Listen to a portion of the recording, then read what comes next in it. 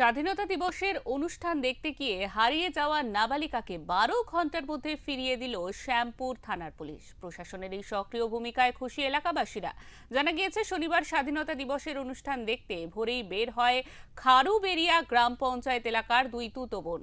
পরিবারের লোকজন তাদের বেলা পর্যন্ত কোনো হদিশ না পেয়ে শ্যামপুর থানায় মিসিং ডায়েরি করে।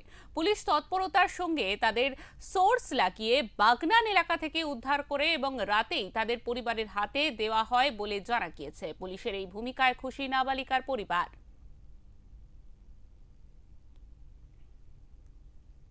আজ আজ বিকালে আজ ভোরে আমার ভাইজি ভাগ্নি মিসিং ছিলেন। সেই বিষয়ে আমি চিন্তিত হয়ে পড়েছিলাম। আমি ভেবেছিলাম আজ স্বাধীনতা দিবস, ওরা হয়তো স্কুলে গেছে।